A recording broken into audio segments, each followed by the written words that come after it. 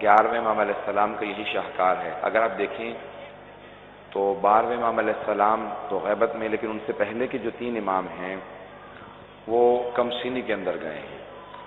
9ویں امام صرف 25 برس کے تھے، 25 ان کی ایج تھی جب ان کی شہادت ہوئی۔ 10ویں امام 41 سال کے تھے، 41، یہ بھی کوئی زیادہ ایج نہیں، اور 11ویں امام صرف 28 سال کے تھے، 28۔ بہت کم سنے کے اندر جو ائمہ علیہ السلام ہیں، یہ ایک کے بعد ایک ان کی شہادتیں ہوئی ہیں، اور یہ بنی عباس کا وہ دور ہے جس میں مسلسل وہ لوگ کوشش کرتے رہے کہ ائمہ جو مختلف انداز سے آنے والے ایک طولانی غیبت کے دور کے لیے امت کو تیار کر رہے تھے کہ ایک بہت طولانی غیبت آنے والی ہے، اور ائمہ بار بار کہتے تھے ایک بہت طولانی غیبت آئے گی، ہلک فیہ المستعجلون، جلد بازی کرنے والے تباہ ہو جائیں گے، ہلاک ہو جائیں گے، کذب الوقاتون، جو وقت کو معین کریں گے، یہ کہیں گے کہ امام کا ظہور اگلے سال ہونے والا ہے، یا یہ کہیں گے 100 سال تک نہیں ہوگا، وہ سب جھوٹے ہیں، کوئی وقت نہیں جانتا، کوئی عالم ہو، کوئی مرجع ہو، کوئی اور مومن ہو، کوئی صوفی ہو، کوئی وقت نہیں بتا سکتا امام کے ظہور کا، کسی کو نہیں معلوم، کوئی آدمی کبھی نہ کہے کہ میں جانتا ہوں 1000 سال نہیں آئیں گے یا اگلے سال آنے والے ہیں، کوئی وقت نہیں بیان کر سکتا۔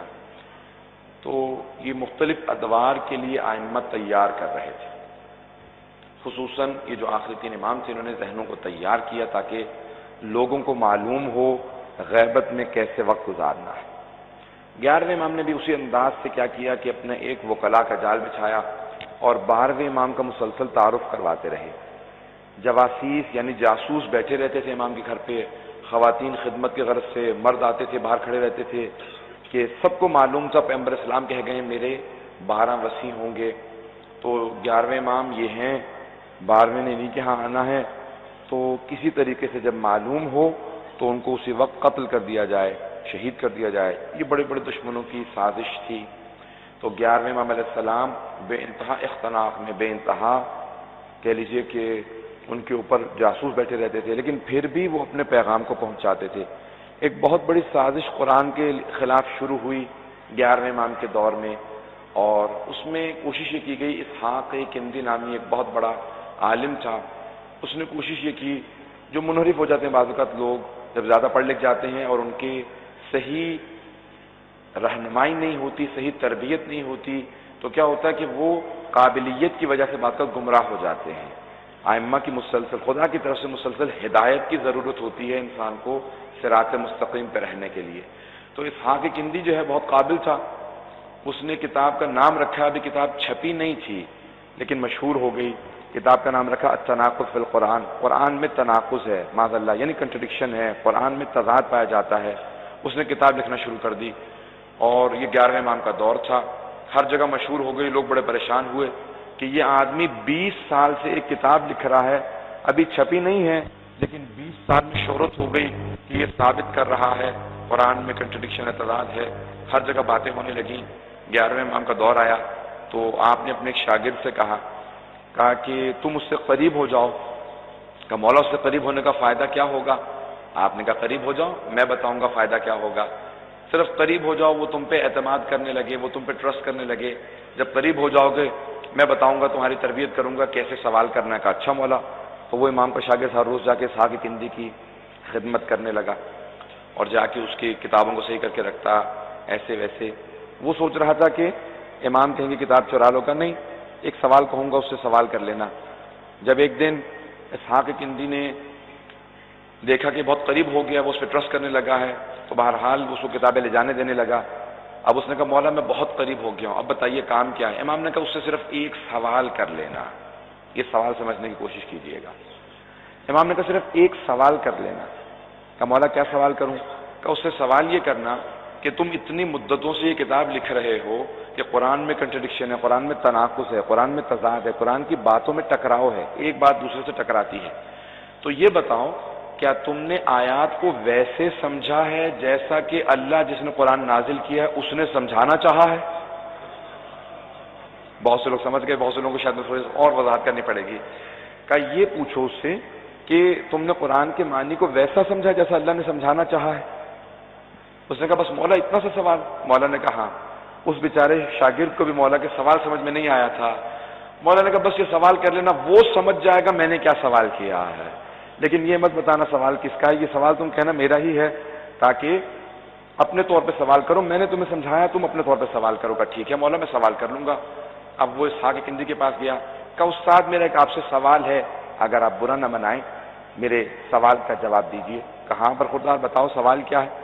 کہا یہ بتائیے جو آپ کتاب لکھ رہے ہیں کنٹرڈکشن فی القرآن، قرآن میں تناقض ہے، تضاد ہے، ٹکراؤ ہے، تو یہ بتائیں کیا آپ یہ جو ٹکراؤ پیش کر رہے ہیں، قرآن میں ٹکراؤ ہے، تضاد ہے، آپ نے آیتوں کو ویسا سمجھا ہے جیسا اللہ نے سمجھانا چاہا ہے؟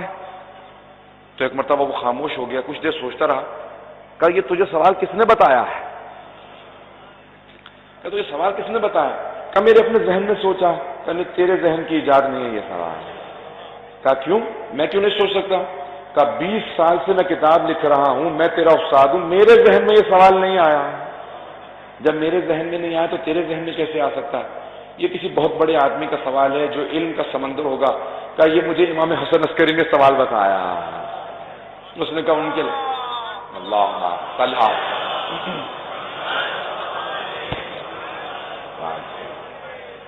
کہا ان کے علاوہ یہ سوال کوئی نہیں بتا سکتا تھا۔ کچھ دیر سوچتا رہا، اس کے بعد اس نے اپنی کتاب اٹھائی اور وہ کنویں میں کود گیا۔ اس نے ایک ویل کے اندر، کنویں کے پانی کے اندر چھلانگ لگا دی، لوگوں نے اس کو بچا لیا، کتاب ڈوب گئی۔ تو لوگوں نے پوچھا تم نے ایسا کیوں کیا؟ کہا کیونکہ اس ایک سوال نے میری 20 سال کی محنت کو ضائع کر دیا، کہ قرآن کو جب میں ویسا سمجھا ہی نہیں ہوں جیسا اللہ نے سمجھانا چاہا تو پھر مجھے یہ کیسے پتا کہ اس کے اندر ٹکراؤ پایا جاتا ہے؟ جب اللہ کی بات کو ویسے سمجھنا چاہو جیسے اللہ نے چاہا ہے حضرات، تب بات واضح ہوگی۔ اسی لیے ہم کہتے ہیں کہ اہل بیت سے قرآن کو سمجھنے کی کوشش کیجیے، جب وہ سمجھائیں گے تو پھر معلوم ہوگا قرآن میں کنٹرڈکشن نہیں ہے۔ حضرات صحابہ کا بہت مرتبہ ہے، جیسے جیسے آیتیں نازل ہوتی تھی نا وہ قرآن پہ عمل کرتے تھے۔ قرآن کہتا تھا نماز پڑھو، صحابہ نماز پڑھتے تھے۔ قرآن کہتا تھا روزہ رکھو، صحابہ روزہ رکھتے تھے۔ قرآن کہتا تھا جہاد کرو، صحابہ جہاد کرتے تھے۔ قرآن کہتا تھا راہ خدا کے اندر انفاق کرو، صدقہ دو، صحابہ انفاق کرتے تھے، صدقہ دیتے تھے۔ قرآن کہتا تھا زکوٰۃ دو، وہ زکوٰۃ دیتے تھے۔ قرآن کہتا تھا حج کرو، وہ حج کرتے تھے۔ لیکن اہل بیت علیہ السلام وہ ہیں کہ جب وہ نماز پڑھ کے زکوٰۃ دیتے تھے تو آیت نازل ہوتی تھی، جب وہ بستر رسالت پہ سوتے تھے تو آیت نازل ہوتی تھی، جب جناب سیدہ راہ خدا میں روٹیاں دیتی تھی تو سورہ نازل ہوتا تھا۔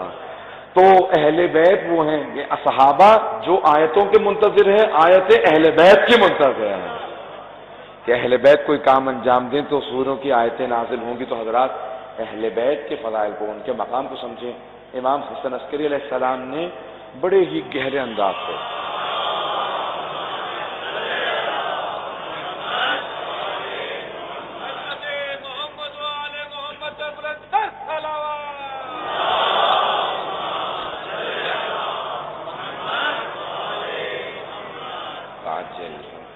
تو حضرات یہ دور تھا 11ویں امام کا جہاں پہ آپ ذہنوں کو تیار کر رہے تھے کہ قرآن کو سمجھو اور آل محمد کو سمجھو۔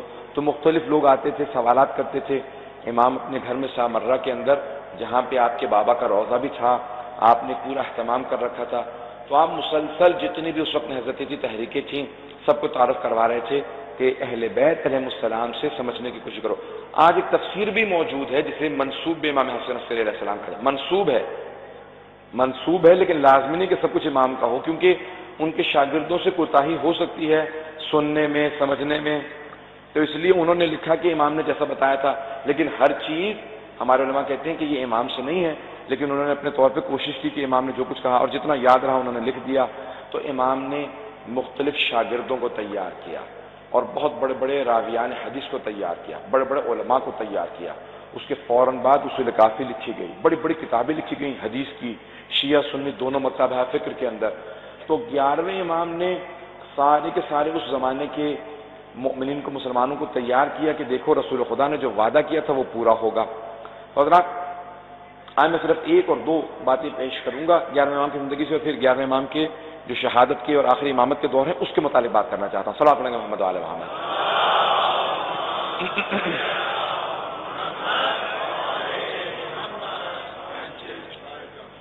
تو قرآن کے اندر بے انتہا آیات ہیں، اور ائمہ علیہ السلام نے اپنے شاگردوں کو ان کی تفسیر بتائی اور تیار کیا۔ 11ویں امام علیہ السلام نے کیا کیا کہ جو خمس کا نظام قائم ہوا تھا، تعارف کروایا، کہا کہ میرے وکلاء کو دو، اور وکلاء کو بتایا کہ کہاں کہاں مصرف ہو سکتا ہے، خمس کے مصارف کیا ہیں، یعنی کہاں پہ اسپینڈ کیا جا سکتا ہے، کہاں خرچ کیا جا سکتا ہے، اور پھر تربیت کرنے لگے۔ امام کے ایک وکیل تھے جو قم میں رہا کرتے تھے۔ قم کے اندر، قم شروع سے امام کے ماننے والوں کی ایک شہر تھا جو ایران میں ہے، بھی بہت چھوٹا سا شہر تھا تو بہت بڑا شہر ہو گیا۔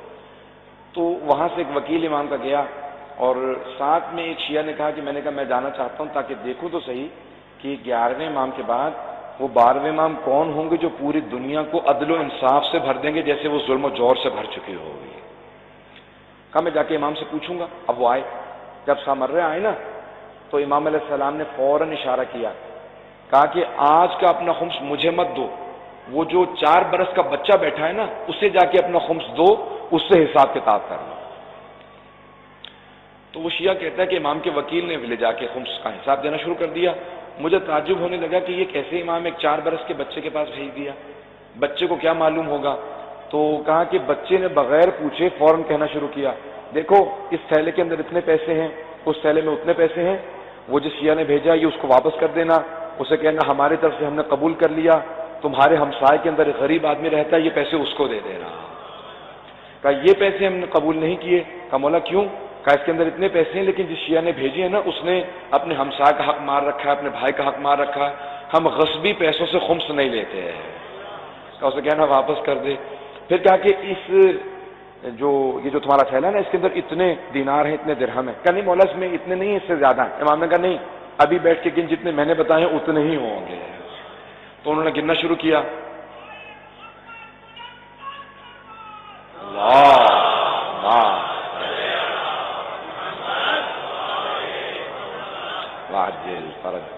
تو اس نے گننا شروع کیا، کہا نہیں مولا جو آپ نے کہا وہ نہیں ہے، جو میں نے کہا تھا وہ بھی نہیں ہے، کچھ اور ہے۔ مولا نے کہا پھر گن، ایسا ہو ہی نہیں سکتا، جو میں کہہ رہا ہوں وہی ہے۔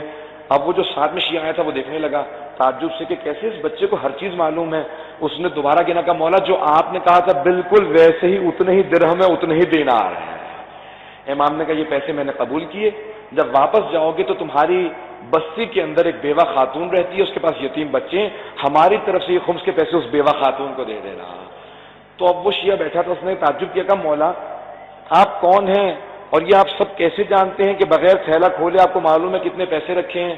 آپ نام تک جانتے ہیں، آپ یہ تک جانتے ہیں کس نے کس نیت سے بھیجے ہیں، غصبی ہیں کہ جائز پیسے ہیں؟ امام نے کہا تو نہیں جانتا، میں رسول خدا کا وہ فرزند ہوں جن کا انہوں نے وعدہ کیا تھا کہ زمین کو عدل و انصاف سے بھرے گا۔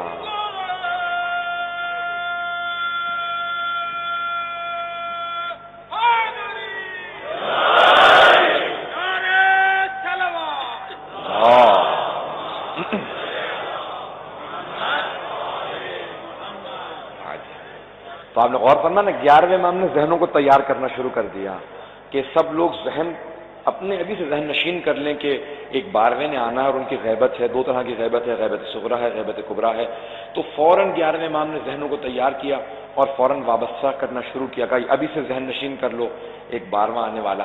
حضرات گزشتہ بھی بعض خلفاء جو تھے نا انہوں نے کیا کیا، جیسے مامون، سب ایک حدیث رسول خدا کی سب کے ذہنوں میں تھی کہ پیغمبر نے فرمایا میرے 12 وصی ہوں گے اور 12ویں کا نام مہدی ہوگا، تو سب کے ذہنوں میں یہ بات تھی۔ مامون نے بھی یہی کیا تھا، توجہ ہے نا لوگ میرے ساتھ، مامون نے یہی کیا، اپنے ایک بیٹے کا نام مہدی رکھ دیا، اس کے کئی بیٹے تھے، اس لیے ائمہ نے جب بھی اس مہدی کا نام لیا نا کہا مت کہا کرو مہدی، کہا کرو مہدی عباسی، عباسیوں کا مہدی ہے، یہ ہمارا مہدی وہ نہیں ہے۔ تو اس کے کئی بیٹے تھے، معتمد تھا، معتزد تھا اور یہ مہدی تھا۔ تو کیا کیا امام نے اب 8ویں امام کا دور تھا تو اس نے اپنے بیٹے کا نام مہدی رکھا اور وہ لوگوں سے کہنے لگا، کہا دیکھو رسول خدا کے جو چچا تھے عباس، میں ان کی نسل سے ہوں، اور رسول خدا نے کہا تھا کہ اہل بیت میں سے ایک مہدی آئے گا دنیا کو عدل و انصاف سے بھر دے گا، تو یہ وہی مہدی ہے جو رسول خدا نے کہا تھا۔ اب کافی لوگ کنفیوز ہو گئے، بڑے پریشان ہونے لگے۔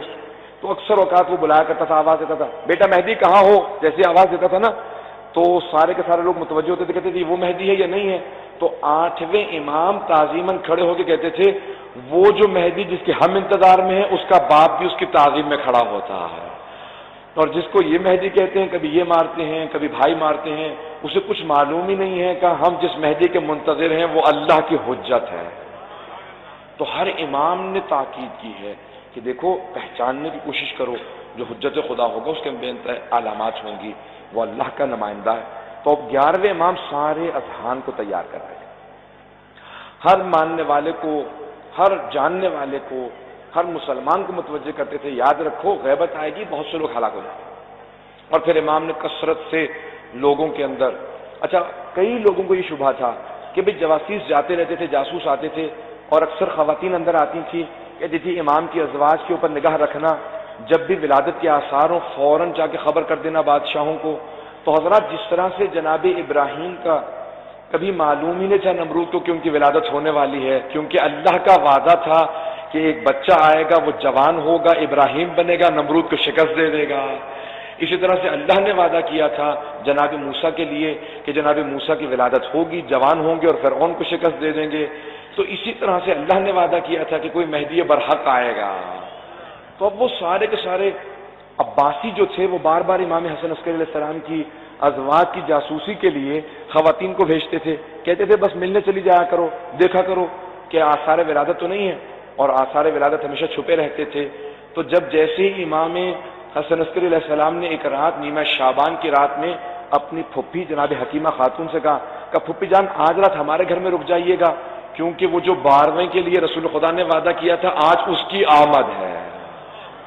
آج حجت خدا پوری دنیا کے اندر جو عدل و انصاف قائم کرنے والا ہے۔ تو جناب حکیمہ خاتون نے بھی تعجب کیا، سوال کیا، کہا کہ بھتیجے آپ کی کون سی زوجہ سے ولادت ہے؟ کوئی ولادت کے آثار نہیں ہے۔ کہا پھپھی اماں نرجس خاتون کے حجرے میں رہیے گا، آج رات ولادت کی رات ہے۔ جناب نرجس خاتون کہتی ہے جب آدھی سے زیادہ رات گزر گئی تو میں سوچنے لگی کہ آج رات ولادت ہے بھی یا نہیں ہے، کوئی آثار ہی نہیں ہے۔ کہ میں سوچ رہی تھی کہ باہر صحن کے اندر سے امام حسن عسکری نے آواز دی کہ پھپھی اماں اللہ کے وعدے پہ شک نہ کیجیے گا، آج ہی رات آمد ہے۔ کہ کچھ ہی دیر گزری تھی، میں نے کہا میں تجدید وضو کر رہا ہوں۔ کہ جیسے میں وضو کر کے واپس آئی تو دیکھا کہ پورا حجرہ نور سے بھرا ہوا ہے۔ میں نے دیکھا کہ شاید آگ نہ لگ گئی ہو، جب دیکھا تو دیکھا ایک زمین پہ بچہ سجدے میں ہے اور بار بار سجدہ کر کے کہہ رہا جاء الحق وزہق الباطل ان الباطل کان زہوقا، حق آ گیا ہے، باطل جا رہا ہے، باطل آیا ہی جانے کے لیے تھا۔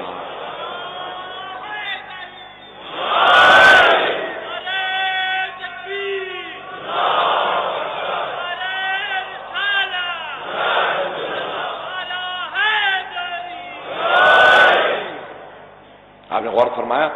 تو امام حسن عسکری علیہ السلام سب کے ذہن تیار کر رہے ہیں، کہا کہ دیکھو یہ آمد ہے۔ جناب نرجس خاتون کہتی جیسے میں نے بچے کو دیکھا نا، میں نے اٹھایا دیکھا کہ بچہ نہایت پر نور ہے، ایسی میں نے مخلوق دنیا میں صرف آئمہ کی شکل میں دیکھی ہے۔ بچے کو میں نے سلام کیا، بچے نے فصیح و بلیغ عربی زبان میں جواب دیا وعلیک السلام، پھپھی اماں آپ پہ بھی سلام ہو۔ کہا مجھے فوراً 11ویں امام نے آواز دی کہ پھپھی اماں میرے بچے کو میرے پاس لے آئیے۔ کہا میں فوراً بچے کو لے کے گئی، جیسے بچے کو لے کے گئی 11ویں امام نے اپنی آغوش میں لیا، فوراً چوما، کہا کہ سلام ہو میرے بیٹے آپ پر۔ تو اس بچے نے فوراً جواب دیا۔ جناب نرجس، جناب حکیمہ خاتون جو 9ویں امام منتقی کی بیٹی ہیں، امام علی نقی کی بہن ہیں، امام حسن عسکری کی پھپھی ہیں، اور وہ اسی زری میں ہیں جہاں پہ 10ویں اور 11ویں امام کا روضہ ہے۔ تو انہوں نے کہا کہ میں نے دیکھا کہ فصیح و بلیغ عربی زبان میں 12ویں امام نے کہا سلام ہو میرے جد رسول خدا پہ، سلام ہو میرے جد علی مرتضیٰ پہ، سلام ہو میری دادی زہرا پہ، سلام ہو حسن حسین میرے اجداد پہ، اور پھر سب کے نام لے کے کہا بابا آپ پہ بھی سلام ہو اور مجھ پہ سلام ہو، اس کا خالق کائنات نے اس خاندان کو چن لیا ہے کہ زمین پہ عدل و انصاف قائم ہو جائے۔ کہا جناب حکیمہ خاتون کہتی میں انتظار میں تھی کہ اچانک چاروں طرف سے نور کے پرندے نازل ہونے لگے۔ میں ایک طرف فوراً گھبرا کے ہٹ گئی، دیکھا کہ چاروں طرف سے دیواروں پہ نور کے پرندے بیٹھے ہوئے ہیں۔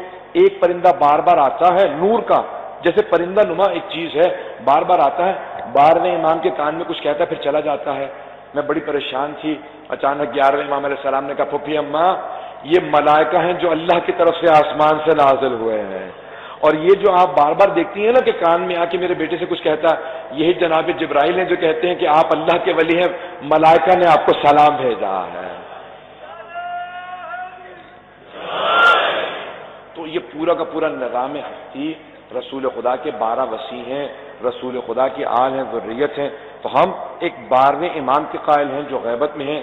امام حسن عسکری نے سارے اذہان کو تیار کیا، بچے کی تربیت سے لے کے جب 5 برس کے ہو گئے مسلسل تعارف کرواتے رہے۔ آپ نے اپنے فریضے کو اسی لیے انجام دینا ضروری سمجھا تاکہ کسی ذہن میں کوئی شبہہ نہ رہ جائے، کبھی کوئی یہ نہ سوچے کہ وہ 12ویں کون ہیں، کب آئیں گے، کیسے ہوں گے۔ کتنی شہادتیں ہو گئیں حضرات، کتنی یعنی گواہیاں ہو گئیں، شہادت سے مراد گواہیاں ہیں حضرات۔ جب ایک مرتبہ 11ویں امام علیہ السلام کی شہادت ہوئی نا، تو سب کے سب جو بنی عباس تھے، جو ان کے خلفاء تھے، انہوں نے کہا کہ 11ویں امام کا جنازہ، شیعوں کے 11ویں امام کا جنازہ کس نے پڑھایا؟ کہا کہ ان کے بھائی کھڑے تھے، لیکن اچانک ان کے گھر سے ایک 5 برس کا بچہ نکلا، اس نے اپنے چچا کی ابا کو پکڑا، کہا چچا جان ہٹ جائیے، اس جنازے کے پڑھانے کا میرا حق زیادہ ہے۔ کہا وہ کھڑے ہو گئے اور انہوں نے تکبیرات کہیں اور اس کے بعد واپس گھر میں چلے گئے۔ بنی عباس نے فوراً کہا کہ جاؤ جا کے اس گھر کو چھان مارو، اور آج تک یہ بحث ہے کہ وہ ساری کی ساری بٹالین، وہ جو فوج کا ایک دستہ تھا، وہ 11ویں امام کے گھر میں داخل ہوا اور بچے کو تلاش کرنے لگا، بچہ نہ مل سکا۔ وہ کہتے ہیں جب ایک پوری فوج نے تلاش کیا اور بچہ نہیں ملا، اس کا مطلب ہے وہ ہے ہی نہیں۔ بات سمجھ میں آئی ہے؟ ان کا اشکال یہ، وہ کہتے ہیں وہ نہیں ہے، کیوں نہیں ہے؟ وہ کہتے ہیں کیونکہ فوج نے تلاش کیا۔ میرا سوال ہے، فوج نے تلاش کیوں کیا؟ فوج کا تلاش کرنا اس بات کی علامت ہے کہ جو سارے شہر نے دیکھا تھا کہ ایک بچے نے جنازہ پڑھایا ہے، وہ فوج دیکھنے گئی تھی کہ جو پورے شہر نے دیکھ لیا ہے۔ وہ بچہ گیا کہاں ہے؟ سب نے کہا سرداب مبارک میں چلے گئے۔ حضرات ایک میں یہاں پہ فلسفے کی دلیل کو پیش کروں گا، زیادہ تفصیلات میں نہیں جاؤں گا، اگر آپ کے سمجھ میں آ جائے تو انشاءاللہ تعالی بہت آسان اور سادہ کر کے پیش کروں گا۔ فلسفے کا قانون ہے کہ اگر آپ کسی شے کو تلاش کریں اور نہ ملے تو یہ اس بات کی علامت نہیں ہے کہ وہ شے نہیں ہے، بلکہ اس بات کی علامت ہے کہ آپ کو ملی نہیں ہے۔ چلو میں مثال دے دیتا ہوں۔ میری مثال کے طور پہ یہ انگوٹھی کھو جاتی ہے کسی امام بارگاہ کے اس صحن کے اندر، میں تلاش کرتا رہوں، مجھے انگوٹھی نہ ملے۔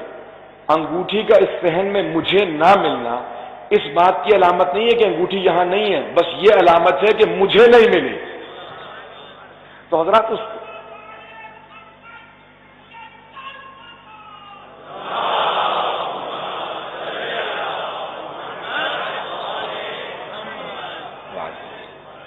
آپ نے غور فرمایا؟ تو فلسفے کا قانون ہے کہ اگر شے کوئی چیز گم ہو جائے، اس کو تلاش کرو، تو نہ ملنے پہ یہ دلیل نہیں ہے کہ وہ شے نہیں ہے۔ تو حضرات اب ساری کی ساری فوج تلاش کر رہی ہے، تو اس لیے ابتدائی علماء کے اندر اختلاف یہ تھا کہ امام زمانہ کی غیبت یعنی کیا؟ آیا غیبت سے مراد، یہ میں اگلے چند دنوں پہ مولا سے متعلق پیش کرتا رہوں گا مطالب کو، کہ آیا غیبت سے متعلق یہ ہے کہ امام انویزیبل ہیں، یعنی آنکھوں سے اوجھل ہیں، آنکھوں سے غائب ہیں، یا نہیں غائب نہیں ہیں،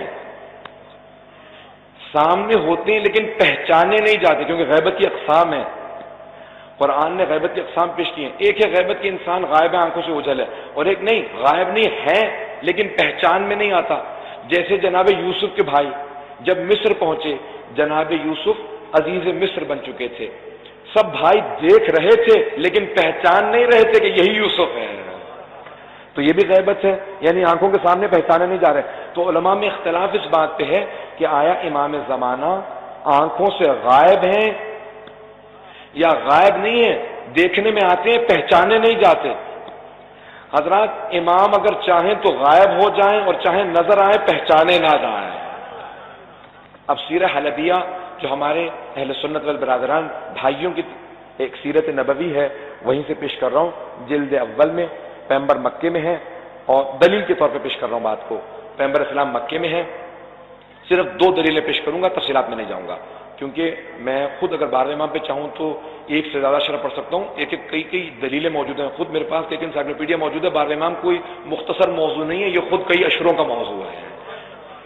تو کیا کہ 2 دلیلیں پیش کر رہا ہوں۔ تو جناب سیرہ حلبیہ کے اندر الفاظ ہیں کہ جناب ختم مرتبت پہ ام جمیل ابو لہب کی بیوی، وہ کیا کرتی تھی، آ کے اذیت کیا کرتی تھی، اوجری پھینک دیا کرتی تھی، توہین کرتی تھی پیغمبر اسلام کی۔ تو مسجد الحرام میں پیغمبر اسلام خانہ کعبہ کے سامنے بیٹھے ہیں اپنے صحابہ کے ساتھ، اتنے میں ام جمیل کو آتے دیکھا، پیغمبر اسلام نے فوراً کہا یہ آ رہی ہے، مجھے دیکھ نہیں پائے گی، تو صحابہ تعجب کرنے لگے کہ جب آ رہی ہے پیغمبر اسلام سامنے بیٹھے تو دیکھ کیسے نہیں پائے گی. اتنے میں وہ آئی، آ کے صحابہ سے سوال شروع کیا، کہاں رسول محمد کہاں ہے؟ وہ تو نہیں ماننا، رسول خدا تو نہیں مانتی تھی. کہاں ہے؟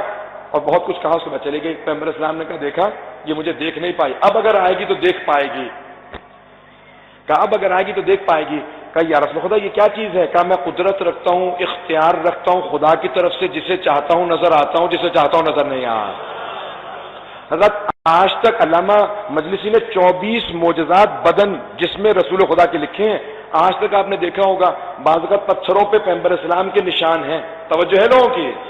تو صحابہ کرام کہتے تھے کہ ہم نے خود اپنی آنکھوں سے دیکھا. بعض اوقات پیغمبر کچی مٹی پہ، ریت پہ چلتے تھے، نشان نہیں بنتے تھے. بعض اوقات پتھروں پہ چلتے تھے، نشان بنتے جاتے تھے. تو کہا جہاں پیغمبر اسلام چاہتے تھے ان کے نقش بنتے جاتے تھے، جہاں نہیں چاہتے تھے نقش نہیں بنتے تھے. جس کا اتنا اختیار ہو کہ پتھر پہ نقش چھوڑ دے اور ریت پہ نقش نہ چھوڑے، تو پھر دلوں کی بھی یہی کیفیت ہے کہ جس کے دل پہ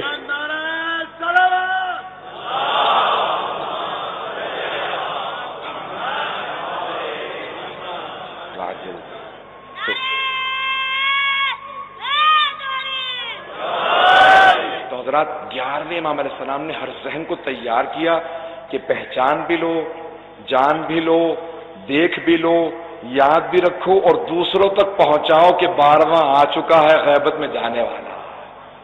تو ذہن تیار ہونے لگے. اور جس طرح سے ذہن تیار ہوئے، سمجھایا جا رہا تھا.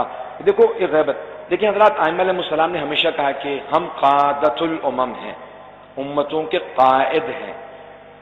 عربی زبان میں 2 اصطلاحیں استعمال ہوتی ہیں، قائد اور سائق. قائد لیڈر کو کہتے ہیں، سائق ڈرائیور کو. موجودہ زبان میں سائق، اچھا اوریجنل بنیادی عربی زبان میں اونٹوں کو چرانے والوں کو قائد و سائق کہا جاتا تھا. مجمع کی توجہ ہے نا میرے ساتھ؟ اونٹوں کو چرانے والوں کو. لیکن ایک فرق کے ساتھ، جو اونٹوں کو آگے سے پکڑ کے چلتا تھا نا اسے قائد کہا جاتا تھا، اور جو پیچھے سے ہانکا کرتا تھا ڈنڈا پکڑ کے ہاتھ میں ہانکنے والا اونٹوں کو، اسے سائق کہا جاتا تھا. ائمہ کہتے ہیں نحن قادۃ، ہم امتوں کے قائد ہیں، سائق نہیں ہیں. ہم لاٹھیوں سے مار مار کے چلانے والے نہیں ہیں، ہم لیڈ کرنے والے ہیں، ہم رہبری کرنے والے ہیں، ہم قیادت کرنے والے ہیں. قیادت کے لیے ایک شرط ہے، وہ جو سامنے چلتا ہے نا اونٹوں کے، تو وہ ایک اونٹ کی مہار کو پکڑتا ہے، باقی سارے اونٹ قطار میں چلتے رہتے ہیں. ان اونٹوں کے لیے تربیت شرط ہے. وہ جب سدھائے ہوئے ہوتے ہیں نا، تربیت یافتہ ہوتے ہیں، تو وہ ایک کی مہار کو پکڑتا ہے، باقی سارے ایک قطار میں چلتے رہتے ہیں. لیکن جب وہ سدھائے ہوئے نہیں نہ ہوتے تو کوئی ادھر بھاگتا ہے، کوئی ادھر بھاگتا ہے. وہ ایک ہاتھ میں چھڑی لے لیتا ہے اور وہ مارتا، وہ سب کو واپس گلے میں لے کے آتا ہے. مولا نے کہا دیکھو ہم چھڑیوں سے مار مار کے لے کے نہیں آئیں گے، وہ تو بہت سے موجود ہیں. آج جتنے حکمران ہیں وہ چھڑیوں سے مار مار کے لانے والے ہیں. مولا نے کہا ہم قائد ہیں، تم اپنی تربیت کر لو، ہم قیادت کے لیے آ جائیں گے. کمی امام میں نہیں ہے، کمی ہم میں ہے، یہ یاد رکھیں. برحمتك يا أرحم الراحمين وصلى الله على محمد وآله الطاهرين.